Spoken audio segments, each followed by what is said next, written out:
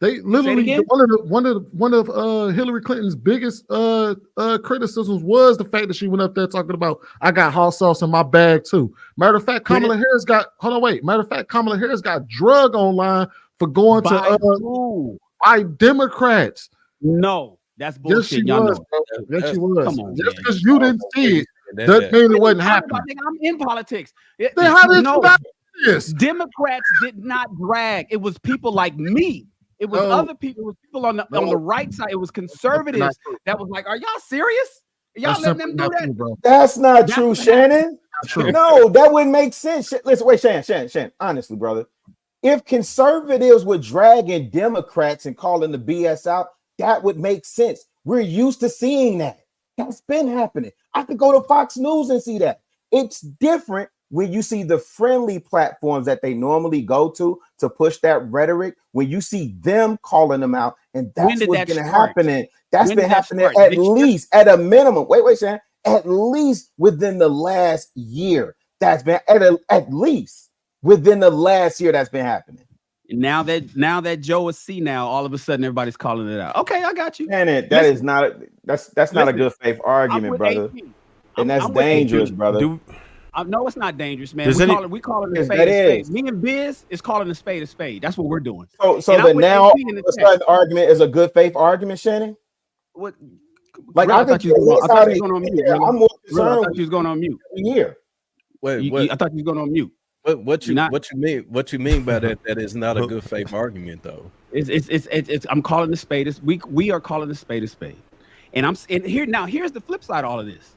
AP in the chat said, "Great message, bad messenger." I'm with that. I appreciate her voice and her position, and I understand why they gave her a platform. I know why. Those with influence and those have followers and whatnot. But why did they select the people with the messiest history? I mean, the slut walk girl with the tattoo on her face. Her of all people that they picked. They couldn't call Ice Cube. They couldn't call LL Cool J. Y'all know who they was aiming for, right? Y'all know who they was aiming for. It's one particular demographic that voted 93%. Trev, I wasn't. Go ahead. We got to stop interrupting each other. I noticed that we do that a lot. They could have called Mike Tyson. There's quite a few people that they could have called. They could have called 50 Cent to go up there and say something. But they called her, and I know that she just popped out a month ago, maybe a month, 2 months ago when that paparazzi caught her in that interview. Nobody knew her position, her political position, and I believe that she's clout chasing. Me personally, that's what I think that she's doing, because this wasn't some position that she's had forever, and I think it's popular for people to distance themselves from, as they call Sleepy Joe, because it's obvious what happened at the debate last month. So all I'm saying is, if Cardi B was speaking for Joe, and Joe was eating the fried chicken, and these people, these strategists are saying, "Damn, what is working?" They keep we need the black vote, and the Democrats and the black people keep voting Democrat. And what are the Democrats doing? Think about the people in the room that's figuring out the strategy. We want the black vote.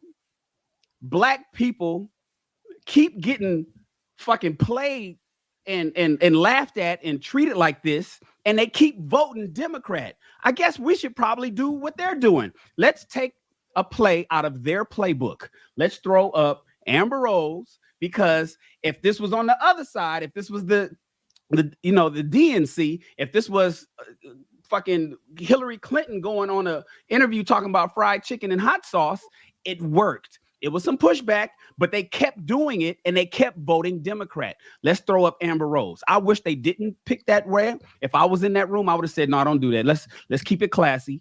We've been keeping it classy year after year. We didn't need to do that shit in 2020. We didn't need to do that. In 2016. We didn't need to do that shit in 2000. Why are we doing it now? So I wished we would have kept it that way, but we didn't.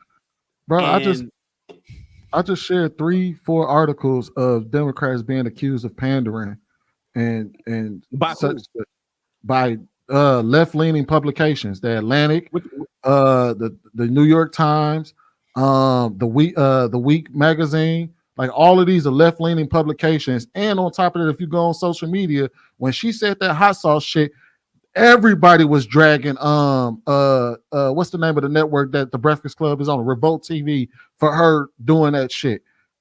They've been dragging celebrities. They dragged when Cardi B went up there talking about some who she was voting for. When Joe Biden went and interviewed Cardi B, they was dragged for that shit. Hey, they could not have been dragged. They kept coming back. They kept playing in y'all face. They couldn't have been dragged, bro. Listen. Let me finish. They could not have been dragged about putting on having a conversation with Cardi B and then follow it up 4 years later with Glorilla.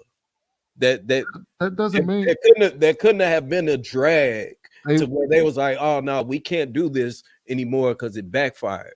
Do politicians they went ahead and found somebody else that was in the same position 4 years later and did the same exact shit. That doesn't mean that it didn't happen. Just because they went back and tried the same strategy doesn't mean that they didn't attempt, doesn't mean that they weren't criticized for it. They were heavily criticized for it. Hillary Clinton, Kamala Harris was heavily criticized for it. And everybody still voted for them. What does that have to do with the fact that they were criticized? We're saying that why is it now that y'all are criticizing Republicans or the Republicans for bringing on a celebrity if y'all didn't do it over here? And I just proved to y'all that they did do it over here. So I don't see anything in the back chat. Put it in the back chat. And I think what we're saying is, I think what Viz is saying is, you guys are saying it's criticized. That's neither here nor there. If the votes went that way, what difference does it make if we say, well, these people said it and these people put it in their newspaper, if black people still voted against the people, voted for the people that played in their face? People always vote along their party lines. That's not going to change. And they're still doing it. People always vote along their party lines. You're saying that because they didn't, the whole point was that y'all said, this is the argument. Nobody ever said anything when they was doing it. Me and Chicago Rilla just proved that they were definitely dragging Hillary Clinton. Just because you said it don't mean you proved nothing. You didn't prove nothing. I was there, just like you was there. So you heard it differently. You didn't prove anything. You just stating your case. I just put 3 articles up. You can roll back the tape. That was Hillary Clinton being drugged. Into the back and forth, Democrat, Republican, who's doing what, falsehoods, people that research, and also people that just babble. Under Biden, we've had the best year of job growth. Under Biden, we were like the stalwart of the world with the economy, how we flipped it over. Under Trump, he put us $8 trillion in debt. He favored big business. I can understand certain takes as for why certain Republicans that happen to be of all color that are affluent entrepreneurs want that, because there's a lot of things that favor them. Your vote is gonna go to who pretty much looks out for you and your interests, and that's to be respected. But I have problems with people that just come up here, babble, and just post stuff and don't do the necessary research. Don't go through the Pew research. Don't really break it down. Both candidates are shitty. Both have a hand in racism and thievery, and God knows the list goes on. It's you think that any of the presidents, you think that all of the presidents are in that same position? Every president that we've known in our lifetime has made a deal with the devil to get whatever they need passed. There's not one that came out squeaky white. That come with the territory. Yes, but then you as a man, you have to do the necessary research and dig deep. Not just look at 2 pages and say that's it. Not have a little trial of Jezebel up there that got paid for being at the RNC. The one that couldn't keep a man in the house. The one that wishes to be alpha dominant. I know about that lady. I'm like, I don't care how fine she is. She's a short stay. Yeah, we not talking about her. We talking about the policies. Okay, now. no, we're talking about everything. She was the representation that was put up here. Please do not get off the beaten path. She was put up there to represent that brand. So you can speak on her and also the brand. I'm not going off course. If they use her as a figurehead, a representation of what they're pushing out there, you get what you get. Be comfortable with your outcomes. Viz, you're the same one when I posted facts. Guess what you did? You tried to scoff and did whataboutism rather than delving into them and having a conversation. So I have an idea where you're going with this, bro. The facts that you that you stated, right? The facts, yeah. So the whole job thing, right? Mm-hmm. The inflation. What the I didn't pattern say anything is. about inflation. I said about job growth. Let me just talk. So a lot of the points that they use for Biden, where he brought down inflation, he brought down gas, he created jobs, all of this stuff. The problem is that inflation went through the roof once he got in office, and then it started to come down, and it was like, oh, I brought down inflation. He get into office, the gas spike. Now his whole entire campaign, he's saying that he want to get rid of fossil fuels and go green, and then the gas spike. As soon as he get into office, gas is $5-6, and then it comes down. Oh, I dropped gas. Gas is going down. It's like, come on, bro. Viz, you make it very difficult to talk to you because you're that dude in the barbershop that points out things that don't make sense. You know how it went that high? Sense. Do you know when you put $8 trillion of debt while leaving office, what Trump did? Obama, under his regime, it stabilized the bad economy, and a lot of people don't want to say that, and the research is there for you to look at. But here's what you do. You that dude playing in the barbershop, playing checkers, you hear a couple talking points from people. You don't do the necessary research. Because of his errors, he cost us $8 trillion in debt, threw off the GDP. Those things will happen in selective places. You're talking about places. On the whole country scheme, is gas high? No. Gas is high. No. The economy did well. Job creations up. Stock market up. But you're not doing the research. I have the research, and I was willing to have the conversation with you. Guess what you did? What kind of job? What kind of job? How did I avoid it?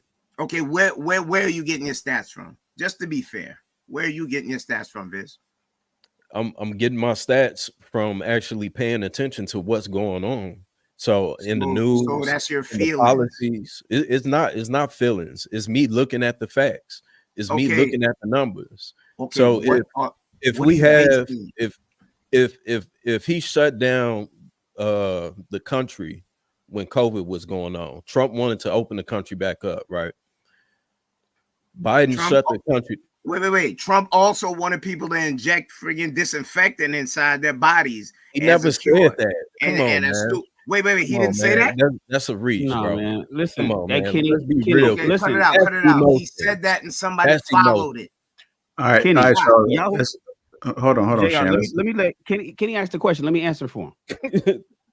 Yahoo Finance reports that in 2017, when Trump took office, gas prices was $2.47 a gallon. That's what Obama did. I shout out to Obama. I'm not knocking what he did. We're talking about right now. $2.47. The average for his entire 4 years for Trump was $2.57. It went up 10 cents.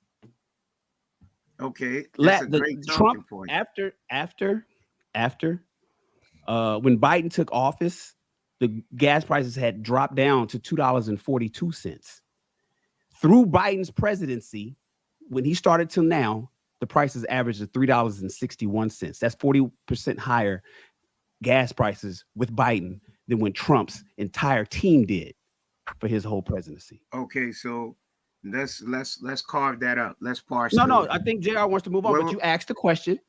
And I'm simply answering it because he didn't have it, and I had the time to look it up. Okay, wait. And so the answer is, were we able to get those resources in the country?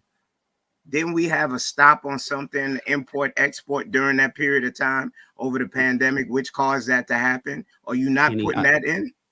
Kenny, I answered you. You wanted you started with. Is that a factor? Is that Kenny, a factor? If you cannot bring oil over here, Kenny, would it Kenny, make we can oil bring in all prices kind of rise? factors. You simply said that gas was higher with Trump. It's false. Period. Yahoo That's what Finance. I said. That's what I said. Or yes, that's what you said. Wait. Run the playback. No, that's why I was over here quiet. That's not what I said. Allow me to repeat what I said. Because of the $8 trillion debt, I didn't say that caused gas prices to be higher. I said this is pointing out something on a country whole. It was no $5 or $6 across no country. That's what I pointed out. He gave us $8 trillion in debt. It's disingenuous for you to make that statement knowing that the import and export market was at a stall. That's why gas prices rose. That's Kenny. That's not why gas prices went. Okay, wait. Hey, show me your research and I'll show you. We gotta make y'all. We gotta make sure we get back on the Amber Rose speech, y'all. Cool. Okay, and then we do got some other people that we got to get to that haven't spoken yet. Okay, real quick, back to the Amber Rose, which he said we shouldn't be talking about because it has nothing to do with the story, but that means you're not following the caption. She's representing the RNC. We were talking about the policies. Okay, she is okay, the moderator just told you get back on Amber Rose and you still going somewhere else. Okay, so you Amber Rose policies, bro. That's the only reason I said that. But go ahead. Okay, Amber Rose, bad representation. She got paid. How much research you think that girl did in 3 weeks that she could be apt on all policies or the resume of both men? And she said, oh, because she threw it off. Oh, my daddy served this country. That'll win him over. Thank you for your service, Dad. And then how do you validate who can speak? Shouldn't anybody who is a citizen with the right to vote should be able to come up and speak? No one ever questioned that. It's not. Well, you just discounted her because she didn't know any research. So I'm asking you, how much research did she got to do to be able to go up there and speak? Okay, I discounted everything she said because I don't believe it's valid. I don't believe, and I'm allowed to not believe that she learned all she needed to do about both candidates in the matter of a couple of weeks. She said, I watched marches and certain things. She couldn't point anything out. She referred back to her father who served. Thank you for your service. That wins over the crowd. She has minimal things to say. And you come up there in damn near a cat suit just to represent to get your check and get off. She got paid just to be up there and be a face to talk. So I think the only requirement is she's be able to speak English, be able to read off a teleprompter, and being able to locate the money she got deposited into her bank account. And that's why you and I will never see eye to eye, because your intelligence sometimes, as much times as I want to give you credit, is squadouche right now. So what's that got to do with my intelligence? Me being able to spot. Yeah, I digress. There are other people that that have a voice. It got nothing to do with my intelligence. So I apologize, brothers. Okay, go ahead. So the only thing I'm telling you is that obviously we shouldn't be surprised the way things work in politics. Depending on whoever they want to speak, she gets something from it. I think they call it a quid pro quo or whatever. Do something for me, I do something for you. Get up there and speak for me, be beautiful, and we're going to pay you. That's the only requirement. And I think we look stupid up here thinking that it's supposed to be some requirement, some extenuate requirement that she got to go through in order to speak on behalf of a particular brand, when we all know in politics, they just go and pick somebody and pay them, and that job is done. I mean, whether we agree with it or not, that's how they run things. So who are we? It's not illegal. I think it's legal, right? Did they do anything illegal by putting her up there in front of the audience? Why does she have it's perfectly legal to be criticized?